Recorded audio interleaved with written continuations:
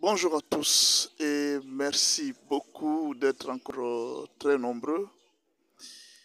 Quels sont les prochains plans de Joseph Kabila par rapport à sa condamnation?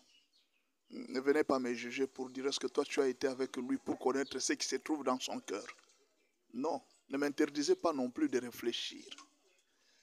Alors c'est ça l'analyse.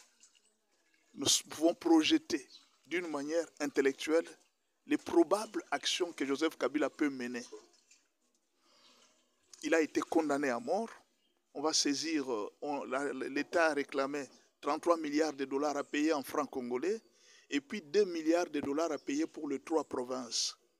Condamné à mort pour usurpation d'identité, il s'appelait Hippolyte Kanambe, il a changé le nom de Joseph Kabila en RDC pour se faire président. Alors voilà les accusations et d'autres accusations qui ont été portées à son nom. Il a été condamné à mort. C'est historique. Ce n'est pas quand même... Il n'y a pas longtemps, on vient de mettre en prison, on va mettre en prison Sarkozy. Il sera mis en prison pour des griefs que les Français lui reprochent. C'est-à-dire, c'est une leçon pour dire que quand vous êtes président, vous êtes ministre, ne vous attendez pas toujours à profiter de l'État et vous pensez que vous êtes libre. Non, avec la famille et autres, attendez-vous qu'un jour, vous pourriez être poursuivi.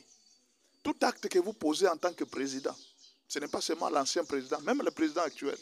Tout ce que vous êtes en train de voir de l'ancien président, on peut aussi les mettre aussi sur vos comptes un jour. On ne sait pas. Si vous êtes ministre, apprenez à vous comporter convenablement.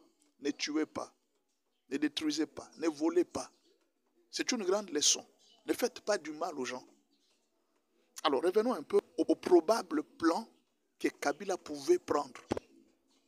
Il peut y avoir 5 que moi je vous propose. Ce qu'il pourrait faire.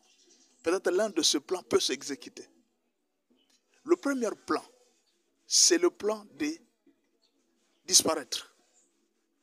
Disparaître, c'est-à-dire vivre dans un coin où, c'est-à-dire incognito, changer d'identité, vivre quelque part dans l'anonymat où personne ne connaît où tu es.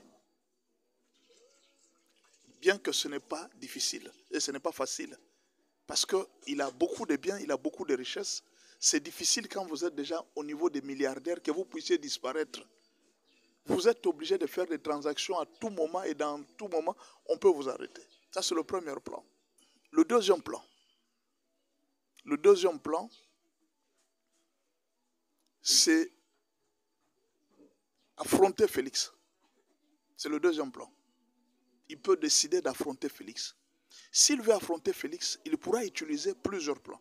Le premier plan, c'est le plan du tribalisme avec John Numbi.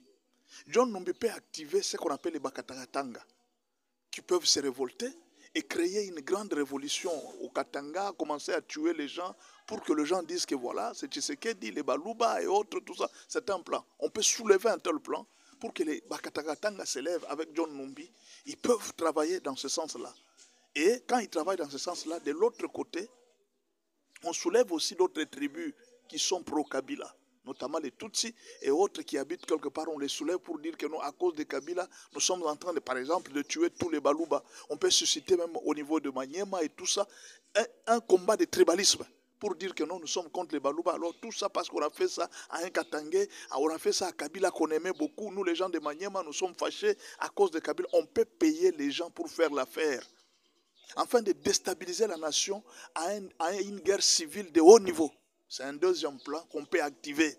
Il faut s'attendre à ça parce qu'il ne peut pas dire un dernier mot, c'est un milliardaire. Il peut se battre. Ça, c'est le deuxième plan. Le troisième plan, c'est travailler avec les 5 chefs d'État des nations qui nous environnent. S'il a 33 milliards, n'est-ce pas?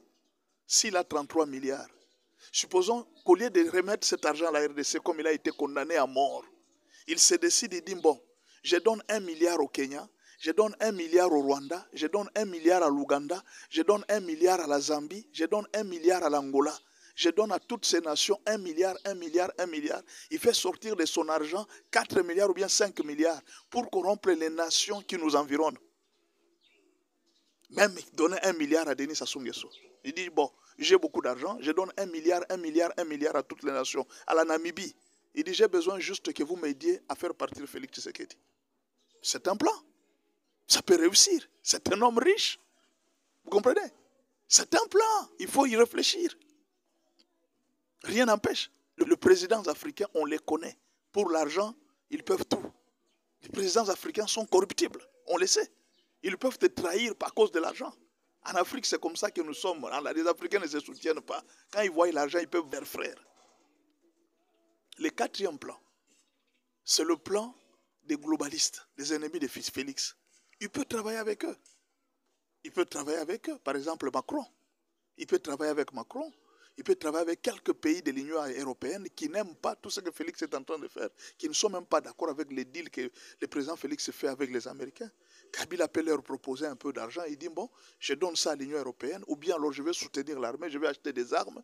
Vous m'aidez avec des mercenaires, des formations comme ça. On renforce les M23. Quand on va renforcer les M23, on renforce aussi l'armée rwandaise. À ce moment-là, on attaque, on prend une grande portion de terre et puis on fait fléchir Félix Tshisekedi aux négociations. Et à défaut même, on l'élimine. C'est un plan. Sur le plan international, il peut collaborer avec Macron, avec d'autres pays pour dire que non, moi je n'accepte pas la prison, je vais me battre avec ce monsieur. C'est un plan. Il peut toujours le faire. Alors il faut s'attendre à tout quand c'est une guerre. Il faut s'attendre à tout. Mais ce n'est pas fini. Il y a un autre plan. L'autre plan, c'est d'acheter les politiciens à l'intérieur. Il peut mettre son argent en jeu. Il achète Vital Kamerhe, il achète tous les politiciens qui sont à l'intérieur ici. Les Franck Diongo, les autres. Il peut acheter aussi les journalistes. Il dit, je vous donne l'argent, faites l'affaire pour moi. Ils sont dans les réseaux sociaux, chaque jour en train de parler, de critiquer. Il peut acheter plusieurs élites congolaises qui ont besoin d'argent pour le moment, qui ne se retrouvent pas dans le gouvernement Félix. Il peut les acheter pour dire que non, nous allons faire une cartelle anti-Félix Tshisekedi et nous allons les combattre jusqu'à la dernière énergie. Il peut acheter les politiciens congolais. Il a l'argent. Il peut dépenser beaucoup. Si quelqu'un a plus de 30 milliards, donc il a beaucoup d'argent, il peut dépenser à flot pour nourrir les politiciens congolais. C'est une proposition, il faut y réfléchir. On ne sait jamais. Il ne peut pas dire un dernier mot. Vous comprenez? La guerre est là, c'est une longue guerre. Et puis, un autre plan, il peut payer un commando spécial, pour faire une opération contre Félix. Faites tout pour abattre son avion, pour qu'il disparaisse, pour le tuer même en plein Kinshasa. C'est aussi un plan. Mais il y a une chose. Il y a une chose dont il faut être sûr. La question qu'il faut se poser, Kabila n'a-t-il jamais fait tout ce plan? C'est la plus grande question. Tout ce plan que je viens de vous détailler, ce plan, ne l'a-t-il jamais fait? N'a-t-il jamais renforcé les M23? N'a-t-il jamais renforcé les politiciens? On a vu un parti. N'a-t-il jamais payé les politiciens? N'a-t-il jamais payé les influenceurs? On a vu un moment Olive Flembe avec des influenceurs, les gens de théâtre, tout ce genre. N'a-t-il jamais fait ce plan? Autre chose, n'a-t-il jamais travaillé avec l'Ouganda, le Kenya et tout ça? N'a-t-il jamais travaillé avec ces pays? Est-ce qu'il n'a jamais travaillé avec un lobbying international? N'a-t-il jamais travaillé avec ça? Ça sera la première fois que Kabila tente tout ce que je viens de vous citer là. Peut-être qu'il a déjà fait et que ça n'a jamais réussi. Et bien alors, quel effort il va fournir pour se débarrasser de Félix, pour faire tomber Félix? Parce que tout ce plan que je vous cite, il a déjà tenté. Vous vous rappelez? Un moment, il y avait des Bakatakatanga. Un moment, il y avait des politiciens qui ont dit, où est Franck Diong aujourd'hui? Où est Moïse Katumbi aujourd'hui? Moïse Katumbi était ennemi de Kabila, aujourd'hui ils sont alliés. Beaucoup de politiciens sont déjà achetés. Vous comprenez? Est-ce qu'il va réussir à affronter Félix? On ne sait pas.